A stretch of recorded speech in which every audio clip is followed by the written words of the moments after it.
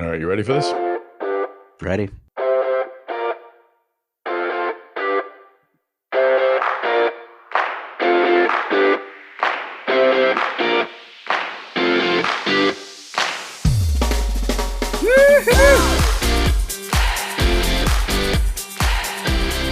Hey everybody, this is Tom Salami. Welcome back to the Device Talks Weekly Podcast. I'm offsite. I'm recording a future episode of the Device Talks Weekly Podcast, so I'm not connecting with my pal Chris Newmarker today. We will have him back next week's episode. Today, though, I'm going to run two interviews I did with a couple of great companies that are really furthering the heart health space. First, I spoke with Campbell Rogers. He's the Executive Vice President and Chief Medical Officer at HeartFlow. HeartFlow, of course, has a non-invasive test that allows physicians to understand the impact of how blood vessels are narrowed and the impact of blockages. So I'll talk with Campbell Rogers about that. And then later on, I'll play an interview I did with Dr. Jim Min, who's the founder and CEO of Cleerly. Cleerly recently closed on a $200 million plus round of venture capital. We talked a bit about that, but we talked more about Cleerly's AI-enabled technology, how it identifies and treats cardiovascular disease. These are two really innovative companies that are furthering the ability of doctors to not only treat the impacts of heart disease, but also prevent the damage before it's done. So two very important companies. Happy to bring you their stories. We'll play one interview after the other. Before we get into those interviews, I want to remind you that Device Talks West is happening. That's on October 19th and 20th. Go to devicetalks.com, check out the agenda. Check out the speakers. We're going to talk about a lot of the issues that are important to you, including AI. So if you really want an understanding of where we're headed with the medtech industry, I wrote a piece recently calling it sort of the World's Fair of medtech. It's kind of looking at the future of medtech. Go to devicetalks.com. Check out the agenda for Device Talks West. Again, it's happening on October 19th and 20th at the Santa Clara Convention Center. Also, we'll have a Device Talks Tuesday for you coming up this Tuesday. We'll have Stefan Hull of Hull and Associates talking about digital health reimbursement. Are we at a turning point? This has been a very popular event. A lot of folks have signed up already. Make sure you're one of them. While you're on devicetalks.com, you can register for that. Please watch it live. Would love to have you as part of the conversation, but you can also watch it on demand at your convenience. It's free either way, so just sign up. We'll talk next week with Chris Newmarker about our Big 100 list, which just came out. Keep your eyes peeled for that. But we'll learn more about that when I reconnect with my old pal, Chris Newmarker, in next week's episode. Now, without any further delay, let's hear from Campbell Rogers, Executive Vice President and Chief Medical Officer of HeartFlow. Well, Campbell Rogers, welcome to the podcast. Good. Thank you for having me. My pleasure. So before we talk about HeartFlow and an interesting aspect about helping hospitals with their supply chain, I'd love to learn a little bit about your career path that took you there. You're Executive Vice President and Chief Medical Officer at the moment, but what was your first sort of step into medtech? Because you were a practicing physician before that, correct? Yes, that's correct. I spent many years as an interventional cardiologist at the Brigham here in Boston, actually, and in the cath lab and doing research and so forth, and taking care of patients. And then about 15, 16 years ago, I moved to work for Cordis within the Johnson & Johnson family of companies and was the chief scientific officer there for about 6 years, and then moved to HeartFlow about just over 10 years ago. It's been just over 10 years at HeartFlow, which has been wonderful. Great. So just take me to that moment where you said, I want to join Cordis. I want to go and work for industry. What was that decision like, and why did you make that move?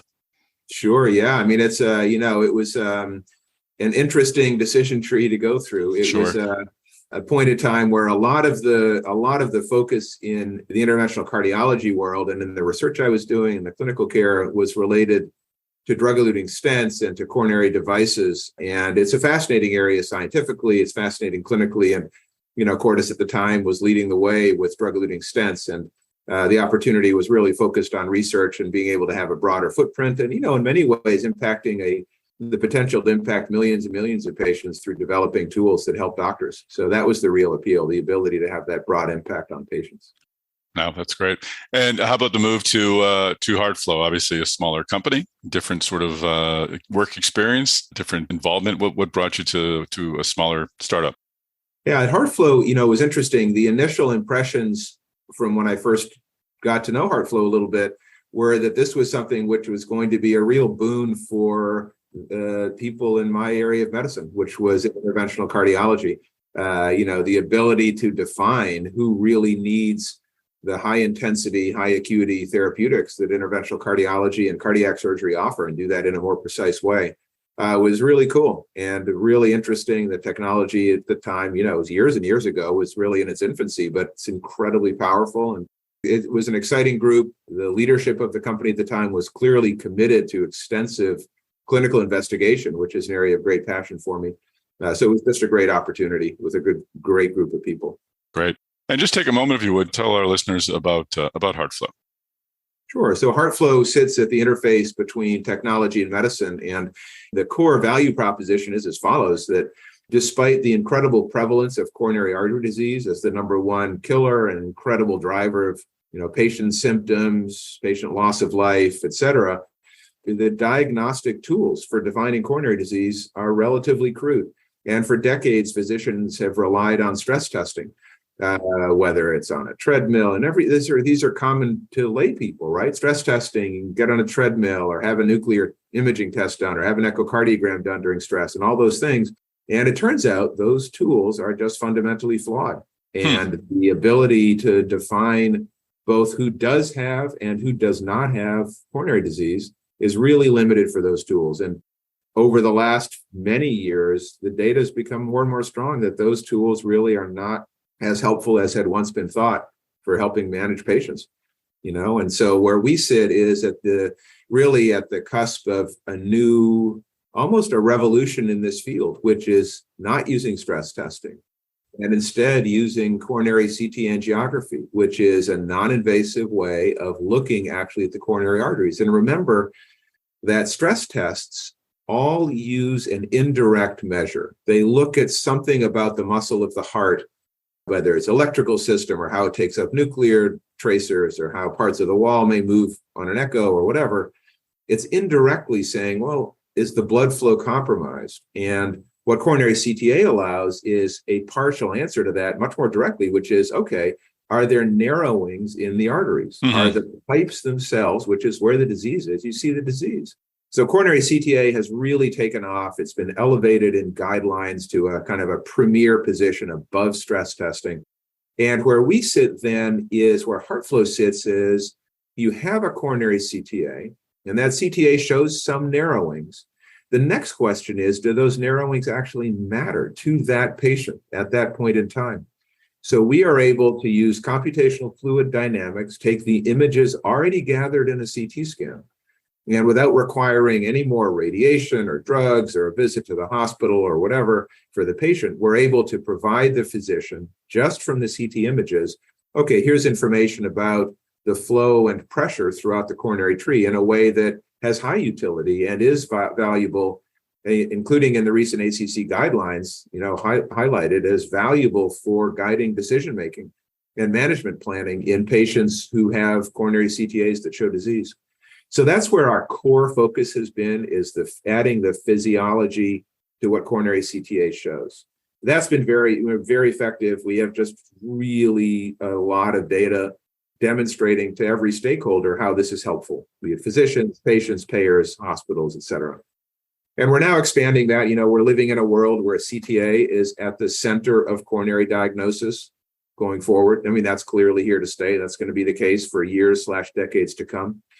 And we are now expanding, with our ability to look at coronary CTA and derive information from it, expanding our offerings to include not just the physiology, but also, for example, the coronaries are narrowed with atherosclerotic plaque. And those plaques all differ from another. And the amount of plaque a patient has differs from the next patient. And those metrics are turning out to be, we believe, will be quite important for physicians as well. So you can say, okay, you had a patient who had a CTA and they have a narrowing. Okay, first of all, is it slowing the blood flow? That's the physiology piece. And second of all, what's it made of? Is it high risk? Is it something that's going to pose a risk to this patient? And we have, using our artificial intelligence enabled platforms, now really cool tools that are, we believe, in their final stage of passage through the FDA, that will allow us to characterize that and say to physicians, Mr. Smith has the following plaque composition and plaque amounts, where Mrs. Jones has a very different pattern, which may pose a differential level of risk. Interesting. So coronary CTA scans, they are now the gold standard. They've replaced the stress test? Yeah, I think, well, look, not yet, because the infrastructure in the cardiology world for stress testing is pretty embedded, but there is absolutely a shift in that direction. And we see significant growth in CTA numbers, the number of centers doing it, the number of physicians being trained, the number of scanners being installed. Yeah, so that movement is absolutely underway. And look, to be fair, there will always be a role for stress testing. Patients who, for one reason or another, can't have a CTA. There will be a few such patients, people who have very bad kidney disease, for example, and can't tolerate the X-ray dye that's used for CTA. People who have profound, anaphylactic reactions to X-ray dye. Again, we're talking small subsets of patients, but they're non-zeros. That's interesting. I thought that if I, God forbid, had to have this test done, stress test would have been the number one. That's still what I hear primarily, as opposed to CTA scans from friends and contacts, not from people in the industry. So that's encouraging. I just want to focus on that one more second. Compare, if you would, the experience of undergoing a CTA scan versus the stress test, because the stress test sounds exactly that. Very stressful, very, very time consuming, very difficult. I imagine the CTA scan is just naturally a much easier process. Yeah, I think in general, that's a great question. And of course, the patient is what matters most to us as a company, is providing things that will help the patient's journey be simpler and provide them more, confidence in the outcome of the test, which is pretty good with stress testing. So for a CTA, a patient comes in often to an outpatient facility or a hospital outpatient department. They have an IV put in. They're given some medicines to help slow the heart rate down a little bit. This is all completely standard. The exam itself takes anywhere from 10 to 15 minutes, where you go into the scanner, inject the dye, and take the images. In contrast, and then I'll talk about the HeartFlow piece in a second, but to your question, for a stress test, it is a more laborious endeavor for sure. Patients come in, often the imaging is required in a serial fashion. So they have stress done and images taken, for example, with a nuclear tracer, which is by far the most common. And they also have images taken at rest when stress is not being applied. Those experiences, the dwell time for the patient in the system can be several hours. It can take the better part of the day between coming in, getting the injections, getting imaged, getting more injections, getting re-imaged, et cetera. A lot of the times, the stress tests don't actually even use a treadmill and actually have someone exercise. More often than not, nowadays, they use a given drug intravenously. Oh, interesting. Kind of mimics the effect of exercise. It makes the heart beat a little faster, and it makes the heart beat harder and increases the oxygen demand. So another reason where, stress testing as currently performed, diverges a little bit from what actually the patient's doing in his or her life when they're exercising or walking uphill or walking upstairs in their home or what have you. Excellent. No, that's very helpful. Thank you. So let's talk about the AI component. What HeartFlow, your analysis, is really looking at and helping physicians understand about their patients. Sure. So when a CT scan is done, the images are taken and they're X-ray images. So they're just very, very high fidelity X-rays of the heart arteries with contrast in them. And that kind of outlines the chamber. The lumen of the artery is outlined with the contrast. And what HeartFlow does is we take those images. So through a secure portal, patient images are devoid of any kind of personal health information, are sent to HeartFlow. And what we do is I would say there are three critical stages. The first is we take those images and we define to a level that's really not possible in current, what physicians have available to them in hospitals. We define the anatomy with incredibly high fidelity. Here's exactly the shape of the lumen. There's a plaque here. That plaque has the following characteristics, and it's very, very high fidelity. What's called in the term of art is segmentation, meaning take the images and partition them into, this is exactly what the lumen looks like.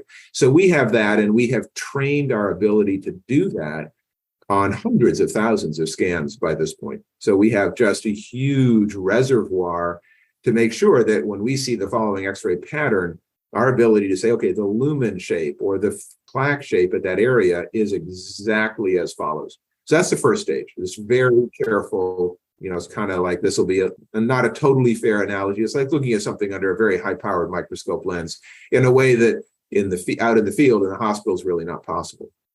So that's the first step. The second step is we then take that and we apply the principles of computational fluid dynamics and say, okay, given this shape and what we know about blood and blood flow to the heart and whatnot, let's calculate everywhere in the coronaries how much flow there is, what the pressure is in this of blood flowing through this tube. And that's all, algorithmically driven, defining those parameters. And it's actually built on, Isaac Newton's original principles of fluid dynamics and the math that he defined, helped to define the math that underlies those calculations. Now, we're dealing with this really complex system of the coronary arteries, and they have branches and they have narrowings and all these things. But, armed with sufficient computing power, we're able to make those calculations and calculate pressure and flow. And then we reduce that to something called fractional flow reserve, which is a metric used widely in cardiology, measured invasively, its use associated with much better outcomes than not using it. And we provide that same metric. So we're giving back. And the third phase, I said there were three, is we give that information back to the physician in the form of numbers that say, okay, the fractional flow reserve, which is, again, a derivative from pressure, fractional flow reserve at this point, just beyond this plaque, is the following. And that comes back to physicians in ways that they can digest pretty easily, right? It's on a static report, which goes into the electronic medical record, if that's what they wish, goes into the PACS systems, and also an interactive model that allows a physician at his or her desktop or a laptop or even on their mobile device to point and click, show the heart arteries, show these numbers, share that with the patient if they want, share that with the patient's other physicians in their care pathway and so forth. So those are the three phases. Take the images, define the images really carefully, do the math, give the information back to the doctor. And what does the information tell the doctor? And by that question, I think earlier you had said early on, and I'm paraphrasing you, but I thought you said there may be situations where the artery is narrowed, but doesn't really, I think you said doesn't matter. But are there times when a narrowing is dangerous and is not dangerous? Yeah, that's key to this. So The information that a CT scan alone tells one is the percentage narrowing is whatever, 60%. So a normal tube has no narrowing. A totally blocked tube would be 100% narrowed, and your tube is 60% narrowed. The patient's tube is 60%. Mm-hmm. So that information alone, turns out, and it's been proven over time, is not enough information to decide, is this particular patient best served with an aggressive treatment strategy that takes them to the cath lab and puts a stent in that 60% narrowing? Or if they have multiple narrowing, sends them to the operating room to have, a bypass operation. The information of percent narrowing is just not sufficient. And what the cardiology field has realized now for 25 years is this fractional flow reserve is an incredibly important determinant. So the fractional flow reserve number, when it's the lower it is, the worse it is. And the lower it is means the compromise to flow is greater.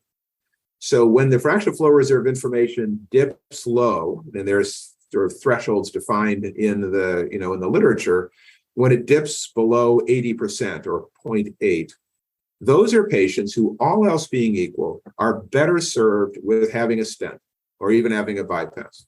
Conversely, when the FFR, fractional flow reserve, is above that 0.8 threshold, those patients are best served with a more conservative management. Medical therapy, change your lifestyle, quit smoking, lower your cholesterol, those things. But you know what? You don't actually need to go for an invasive procedure, because if anything, that would make things worse. So FFR gives this ability to triage patients in a very patient-specific way, beyond what the CT scan alone can tell you, which is 60% narrowing. Both patients have one. In one patient, the FFR may be less than 0.8. Okay, that patient's best served with a stent. Conversely, the second patient, their FFR may be above 0.8. No, it's good to know, because, you would be having more harm than good going for a stent. Interesting. Yeah, and you could see that having a lot of impacts, lowering costs with fewer procedures, those who don't have access to healthcare facilities getting clearer diagnosis as to what they need to do and don't need to do if they have to drive 4 hours to have this procedure done. A lot of impacts there. And one idea that was brought forth that was sort of mentioned when we scheduled this call was just helping hospitals sort of understand what they need for in terms of equipment to serve patients. How does HeartFlow, what does it require in terms of equipment? What does it require in terms of use? Is it something that can just be sort of easily overlaid the current CT scan? Does it something that requires additional equipment for itself? I'm kind of wondering how it fits into the whole workflow of a hospital. Is it an easier plug-in, or does it just require a different type of equipment? Yeah, so thank you for that question. It requires no additional equipment. We've spent a lot of time and effort trying to make this seamless with the workflow of physicians. So the images are, all it is a mechanism for secure image transfer. It's not a piece of equipment. It's not a thing in the hospital. What's called a virtual machine. It sits in the hospital's environment, computing IT environment, and it allows images to be sent securely. And obviously, in this day and age, there's a huge focus on information security, especially in the healthcare world. And we pride ourselves on our ability to work with hospital systems to confirm and reassure that we meet all of the bars for information security that exist in the healthcare system, which are numerous. Images are sent to HeartFlow and all done electronically through the Amazon Web Services cloud. The analysis comes back, just reverse flow through that same information pathway back into the hospital. Mm-hmm. So all electronic. There isn't a thing. There isn't a box. There isn't a capital requirement up front. There isn't, wiring that needs to take place. So it's a very low hurdle to be able to bring this in if you're developing for hospitals developing a CTA program. I think the other way that this has a favorable impact on hospital supply chains, and I'll broaden that to be a little bit use of facilities, is the following. That hospitals, this has to do with the cath lab. And, hospitals obviously use cath labs for doing invasive cardiology procedures, invasive peripheral vascular procedures, electrophysiology across the whole spectrum. And the same facilities, for better or worse, in general, are used for all of that suite of procedures. And the primary effect of using HeartFlow, the primary effect is that the number of patients who come in for an invasive coronary angiogram and end up having that be negative in the sense that the patient is told, great news, the CT scan maybe showed some blockages, or the stress test suggested there were some blockages, but you know what? Those blockages aren't important. And maybe we measured FFR invasively with a wire. So in the cath lab, we had to give you potent blood thinners to stick a wire down your coronaries to make the measurements. But at the end of all that, you don't need a stent. That sequence in the US and around the world is over 50%, often as high as 60+% of patients who come in the morning, they're dropped off at the hospital thinking, I may come out of the hospital with a stent. They come out with a pat on the back and good news that their coronaries don't require a stent. But to get that information has required them to go to this very intensive area of the hospital, much like an operating room, have this procedure done, very expensive. And what the primary function of HeartFlow and the FFR component is to remove those patients from the cath lab, because all of that information is now available with a 15-minute test done as an outpatient, non-invasively. Now, you might say, well, surely, why is that a good thing for hospitals? I mean, your original question was about hospital supply chains. And the fact of the matter is that using these high-intensity areas of the hospital for purely a diagnostic test, invasive test, is not something the cardiovascular administrators, and I'm generalizing now, but it's fair, it's not something the cardiovascular administrators see much value in. It's a very expensive setting of care to do a diagnostic test. Also, of course, the human patient side of it is potent. If you can avoid doing an invasive procedure, which has risks to the patient, real risks, why wouldn't you want to do that? So I do think you asked about supply chain and equipment. I think a core part of that question is use of the invasive cardiology suite, if you will, and using it for people who really need to be there to get things fixed, rather than just to figure out what might be wrong with them. Great. And just the final question, looking forward as if we continue to move away from stress tests into CT as a primary method of diagnosis, what are the sort of headwinds that are keeping that from happening? What are the tailwinds that are going to help that happen? And where do things unfold? How do things unfold over the next 4 to 5 years? Yeah, so it's already underway. It's a really interesting question in the cardiology field. Is the guidelines changed late last fall, and there's already one senses this sea change underway. But the key steps are several. One is being sure that there's patient access to CT scanners that are capable of doing coronary CT angiography. So they have to have the right imaging system, the right software packages to enable that imaging. It's different than getting a CT of the head or musculoskeletal or the lungs or whatever. So that's one. The second is making sure there are technologists, radiology technologists, who are capable of doing CTA, and that's a specific subset that requires additional training. And then the third is making sure there are physicians, be they cardiologists or radiologists, who are trained to interpret CTA. That's something which is front and center, certainly in both radiology and cardiology now, both for fellowship training programs. How do we train, make sure all cardiology fellows come out knowing how to read a CTA, the way they come out today, knowing how to read an echo, most of them how to do a nuclear test. If the window on those or the need for those is waning, stress testing world, let's make sure all fellows know how to do CTA. So that's one. And the second is even mid-career cardiologists and radiologists are, acquiring this as a competency, as a way to provide better service to the people sending the patients, going and learning how to interpret coronary CTA. So those are the big things. It's the equipment, it's the technologists, and then it's the physicians to interpret. All of those are, there's a lot of effort underway to help bolster all three of those. But the more those are in place over time, the more quickly this transition, which is an inevitable transition, the more quickly it'll happen. Excellent. All right. Well, great conversation, Campbell. Thank you for joining us on the podcast. Thank you so much for having me. I so appreciate it. All right, well, I hope you enjoyed that conversation with Campbell Rogers. Now, as promised, here's my interview with Dr. Jim Min, the founder and CEO of Cleerly. Well, Jim Min, welcome back to the podcast. Thanks, Tom. It's such a pleasure to be back. Thanks for having me. My pleasure. So when we had you on last time, Cleerly was just sort of started out. We talked about your path to starting companies. This was your second, and your plans with Cleerly. And clearly your plans are going well, no pun intended. That you've recently raised a Series C round of $223 million. I'm having even trouble even saying it. I want to follow up and talk about the fundraising process, but I think we should give folks an overview of Cleerly again. What is your technology capable of doing, and what is your business model going after? Yeah, it's a great question. So we're a digital healthcare company that has created a care pathway to try to identify patients early or across the continuum of presentation of heart disease, and really try to educate all of the stakeholders to get the patients on the right treatment and to be able to quantitatively track heart disease over time. In a very simple one sentence sort of purpose, what Cleerly does is we measure heart disease. And I know that sounds strange, Tom, because doesn't everybody in cardiology measure heart disease? But we actually haven't, right? For the last 100 years, we've relied on risk factors of disease, such as diabetes and hypertension and high cholesterol. We've relied on downstream consequences or sequelae of heart disease, such as narrowings in the arteries or a reduced blood supply to the heart muscle. But we've never actually measured the heart disease itself, which is the atherosclerosis or the plaque that builds up within the walls of the artery.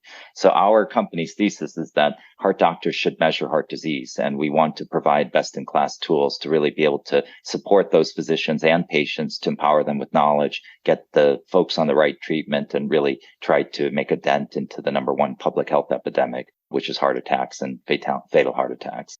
So that's sort of what we offer. We're a software as a service company. We're AI enabled, fully software driven. We take non-invasive coronary CT scans, very safe, very low radiation dose, very precise. And then we layer our technology on top of that to really extract the most important phenotypic markers of heart disease in a manner that a human isn't able to do. So that's sort of what we do. Where we're trying to deploy this is really across the continuum of care. Mm-hmm. And so, in cardiology, historically, we've been very, very symptom driven, right? So we won't evaluate somebody with advanced imaging unless you present with sort of end stage chest pain or shortness of breath. And we definitely service that population in patients undergoing symptomatic, clinically indicated coronary CT angiography. That tends to be in a vertical of health systems, IDNs, hospitals, and things like that. And then in the second of two verticals that we're really pursuing is really founded on this statistic that like more than 50% of people who will die of a heart attack will never have a symptom. So if we only wait for symptoms, we're never going to make a dent into this epidemic. And so what we found is that in a value-based healthcare delivery model, we can really provide best-in-class early diagnosis really support the doctors to get to early treatment and lifestyle interventions in a preventive fashion rather than in a reactive fashion, sort of promoting healthcare rather than sick care. And so we target that commercial market vertical as well. That includes a whole array of potential client partners, including Medicare Advantage, accountable care organizations, employers, unions, and such. So we're really sort of tackling two different directions. One for the one that is typically evaluated by cardiologists historically, and one that we've just ignored, and we need to really do a better job. So how are you getting your technology out there? I'm looking at your website, and you're clearly, you've got tabs for patients, providers, or individuals, providers, employers, and payers. So you're making your service available to all the major demographics within the healthcare system. How does each sort of interact with Cleerly's offering? Let's start with individuals, with people. What are you offering to individuals directly? Yeah, individuals we do support a smaller vertical right now that goes after individual providers. So doctors, whether they're cardiologists or whether they're primary care physicians. But what we found was in a direct payment model that there's a high amount of enthusiasm amongst patients to really understand what's going on in their heart, because the majority of heart disease is silent. It's not symptomatic. And so that sort of is how we touch individuals, is through their provider. We try very hard to enhance the physician-patient relationship rather than to disintermediate it. And so some have suggested, hey, why don't you just go direct to consumer and just let patients know about this? We don't want to do that. We want to be solidly in the standard of the way healthcare is delivered and really strengthen physician-patient relationships.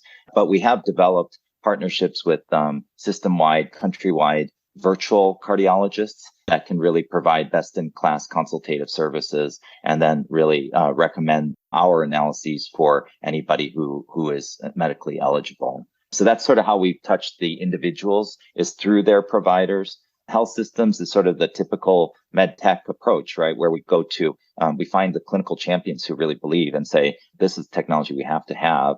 And then we work with the executives and supply chain and whatnot. And then we come sort of in the middle where the administrators and the clinicians come together. I think that's a sort of a typical approach for most med tech companies.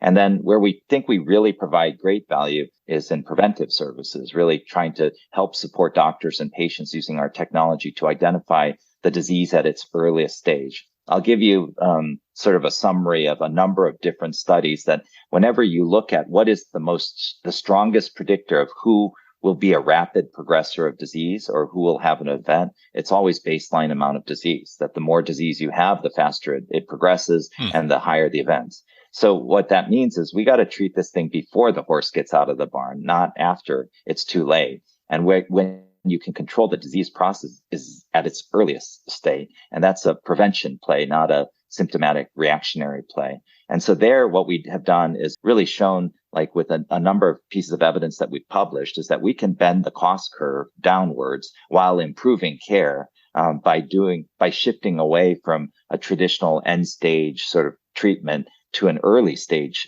treatment, and really supporting doctors to do that and do very high-end prevention in a very quantitative and personalized fashion. How early do you recommend getting in? I'm a 53-year-old male. I mean, am I someone who should have been tested already, should be tested? And how would I go about doing that? So for you, you could go to your provider, and your provider could order not only a non-invasive CT scan, but also a Cleerly analysis on top of that. And then, we are just forging into this territory, and all of the technology that has been developed at Cleerly was developed on about 17 years worth of clinical trial evidence.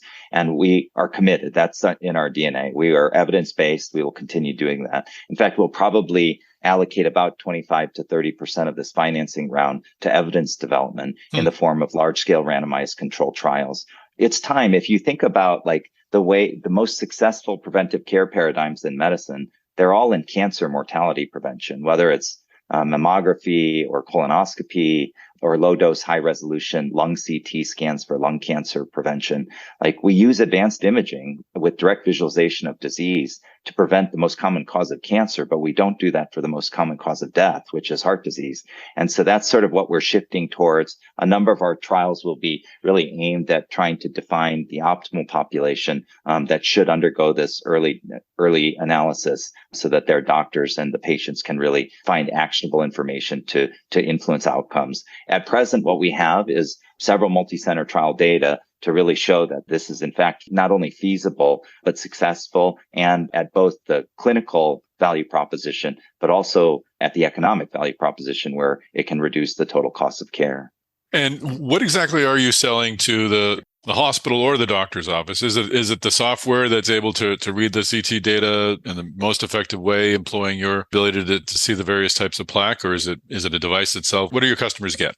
Yep, we're a truly software as a service company. And so no hardware, all virtual integrations. We can integrate in any hospital, like give me a hospital in Sydney, Australia, or Hong Kong, and just an IP address, and we can launch that hospital in about 15 minutes or so. Wow. After that occurs, we can automatically ingest CT scans into our cloud, where a series of machine learned algorithms process in parallel. And in about 45 minutes to an hour, you get the results back down to the stakeholders. And that means every stakeholder. So what we have done is developed numerous software platforms as well as enduring materials that touch everybody across the care continuum. That includes the imager or the radiologist. It includes the general cardiologist who doesn't know imaging. It includes the preventive cardiologist, the interventional cardiologist, researchers, patients. We built the platform in collaboration with primary care. We're of the strong belief that there's not enough cardiologists in this world to do the kinds of early diagnosis and treatment that are needed.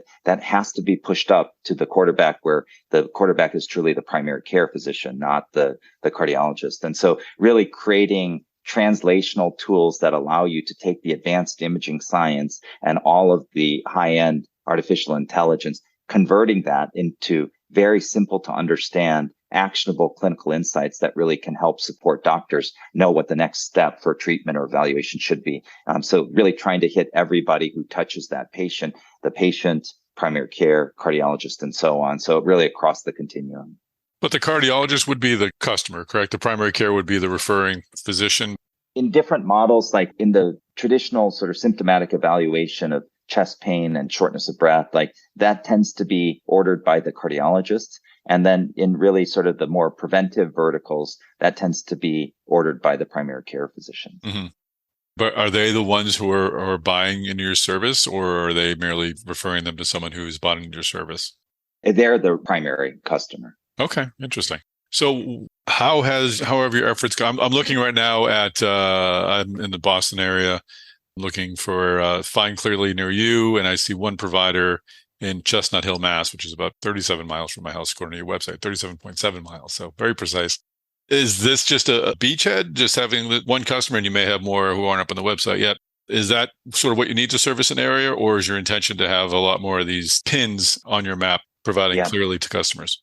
Yeah, those pins on our map are what we call hubs. They're sort of best-in-class imaging centers that provide high-end coronary CT angiography services. They are Cleerly enabled. And we have partnerships with nationwide imaging centers, companies that have multiple footprints across many geographies. One such partnership is one with Simon Med. So they have about 180 installations across the country, and we're in negotiations with a number of other different large imaging center footprint companies to really try to blanket the country so that you're never particularly far away from a Cleerly enabled facility. In truth, like there's other ways that we can, if you just got a CT scan and you were interested to get the Cleerly analysis, we can certainly work with patients to get that scan analyzed. But it's much easier if everything is just automated. So that's why we're really deploying all of those hubs or those CT centers.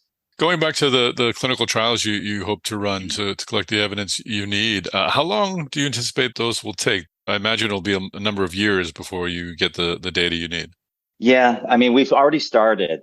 So probably we have a dozen multi-center clinical trials already ongoing in the company that we've started from years ago. As an example, there's one that we have, which is a large global observational registry to really look at the effects of atherosclerosis and vascular morphology on patient outcomes. So for that one, we envisioned it as enrolling up to 200,000 patients with at least 4-year follow-up. We're about 12,000 patients enrolled at this point in time. And so we'll start to release a lot of that data. What's interesting about that data is that with exquisite prediction, you can figure out exactly who's sick, when they're going to have their event. And so really provides a lot of insights into a patient's future outcomes. And then we have a number of other multi-center trials, which were more diagnostic validation studies, comparing ourselves against every single conceivable gold standard, which is mostly intracoronary imaging, right? So invasive angiogram, intravascular ultrasound, optical coherence tomography, near field infrared spectroscopy, and fractional flow reserve. So those are all, like, a few of them have been completed. The other few are ongoing and near completion. And then to what you sort of asked about was, well, do these trials, if they're outcomes trials, they typically take a long time. We've designed 3 large randomized trials that will prospectively start next year, probably Q1. And that one of those will be a 12-month, a 24-month, and a 36-month outcome. So we'll get sort of interim readouts on an annual basis. The other 2 trials will likely be more event-driven trials, and so we'll go as long as the events take to occur. That probably will be on the order of 5 years or so before full study completion, unless we find overwhelming benefit in the clearly enabled pathway, in which case it may be shorter. But we're in the midst of the final designs on these trials, and we will probably start those in Q1 of next year. Excellent. So I'm sorry, I forget what percentage of the 223 million you raised was going to go toward the trials. I don't know if you gave me an exact percentage, but tell us what how the other money will be committed. What are the plans for the fund? Yeah, so I think that it's about 25 to 30% of the capital will be deployed towards evidence generation. The majority of it will be to commercial scale. We've experienced just exponential commercial growth in the last year. And so we'll continue that and feed those verticals, both in the traditional symptomatic population as well as in risk-bearing preventive models. We have a product roadmap that extends out many, many years. So we'll continue product innovation. I think the next sort of suite of products that will come out from Cleerly will be the most interesting ones and have never been present in the field of cardiology before. And so without trying to divulge too much, I just think that there's going to be a new era of precision heart care where we can really personalize cardiology using the Cleerly analyses. So that will be an exciting time as well. And then, as you know, market access and reimbursement efforts are going to be, they're hard and they take a long time and a lot of resources. So we'll put that into play as well. And a couple of other things that we'll do is really try to support the societies with advocacy efforts to really try to make people aware of the technology and really to get fair reimbursement to physicians for performing this high-end advanced imaging procedure. And then finally, we've just started to think about international expansion too. So likely at least a portion of those proceeds will be in really trying to think through where we should go next besides just the US. We think that this technology should be available globally, but we'll have to tackle markets one market at a time. What kind of inroads have you made with payers so far? We've made some. We applied to the American Medical Association for a family of CPT codes, or current procedure technology diagnostic codes. We got a family of codes issued for our technology. They became live this year, and so we just started to submit claims. We've spent the last 2 years really doing a lot of evidence development and put together a very nice clinical dossier to start having those payer coverage conversations. And so that will be an area of maniacal focus for us, really to have those positive payer conversations to really explain both the clinical value proposition as well as sort of demonstrate how it can reduce the total cost of care. I'm having a hard time sort of finding the right bucket to put your company. It almost sounds like you're the first company to come up with an endoscope and pushing colonoscopy as a treatment. You sort of have, and it's a blunt example, but I'm trying to understand what your model is for growing this company in the future. Is it just laser focus on this service for this diagnostic, or you alluded to earlier, there might be some other applications as well? What does this company look like in a couple of years? Yeah, it's a great question. I think based on what we've seen over the course of the last year since we put together the commercial team, I think you're going to see rapid commercial growth, both in fee-for-service as well as value-based healthcare environments. If you take a step back and say, okay, let's cut out all this noise and let's ask ourselves, what's the biggest thing that we could do to really make a positive impact in this world? And I think it's universal worldwide screening for heart disease. Mm-hmm. We will never find these people because they are asymptomatic before they die. And everybody knows somebody like this, Tom, right? Somebody went out for a run and never came back, or somebody went to sleep and never woke up. And unfortunately and tragically, that is the typical presentation of a heart attack, is that I feel fine one day and I'm dead the next day. How are you going to find that person if you're waiting for them to have chest pain when they never actually experienced chest pain? So that is sort of the design of some of those randomized trials, to really fulfill sort of level 1 evidence to say, yeah, you know what? We have a non-invasive tool that provides exquisite, accurate, and precise whole heart imaging of disease quantitatively. And then 2, we've got this huge toolbox of medications and lifestyle interventions that we didn't have 4 or 5 years ago that we can use to really reduce somebody's risk of experiencing a heart attack. And then I think the third was probably the most important, which is we didn't understand the vascular biology of coronary heart disease until we started doing these large outcomes trials of 25,000 people and whatnot. But armed with the vascular biology knowledge, the heavy toolbox of therapies, and a safe and reproducible, accurate, non-invasive tool that Cleerly has developed, I think it's time to start at least having the discussion about, are we ready for universal screening? And I think the readiness of universal screening will be dependent on the outcomes of large-scale randomized controlled trials, for which our company is committed to do. Fantastic. And final question, just looking at your syndicate, got I think every investment bank and brokerage firm I can name, all the big ones anyway. Your next fund, do you see your next financing? Do you see it coming from the public markets? I think it's too early to say. I think we've got a lot of work ahead of us. I mean, we were extremely blessed to be introduced and have the opportunity to interact with some very visionary investors and sort of long game investors. The 2 leads, as you know, were T. Rowe Price and Fidelity Investments, and they were joined by just a fantastic syndicate that include like Sands Capital, Piper Sandler, Mirai. We had some technology-enabled funds such as Peter Thiel's fund and Briar Capital, as well as some strategics, including Novartis Ventures, as well as Pura Vida. So, combined with our current investor base, we couldn't be happier with the team that we joined. And now it's just time to put the nose to the grindstone and get back to work, because, somebody dies of cardiovascular disease every 1.7 seconds. This is not only an urgency, it's just an emergency. So fulfilling that mission is going to be hard. It's going to be a lot of work, but it's time to do it. And I'm just blessed to have the capital to be able to actually push this forward. Fantastic. Well, this is a very exciting story and an important one, and I appreciate your sharing it on the podcast. Thanks for joining us. Thanks for having me, Tom. All right, well, that is a wrap. Thanks so much for joining us on this episode of the Device Talks weekly podcast. Once again, go to devicetalks.com for more information about Device Talks West, which is happening on October 19th and 20th in Santa Clara. And of course, our upcoming Device Talks Tuesdays. Please do subscribe to this podcast. If you subscribe to the Device Talks Podcast Network, you'll get the Device Talks Weekly Podcast, the Stryker Talk Podcast, the Intuitive Talks Podcast, and maybe some more podcasts in the near future. So find the Device Talks Podcast Network on any major podcast application. Subscribe to that, and you won't miss a future episode. Also, please share these podcast episodes on social media. And when you do, or when you don't, whatever, either way, connect with me on social media. I am on LinkedIn, Tom, Salemi.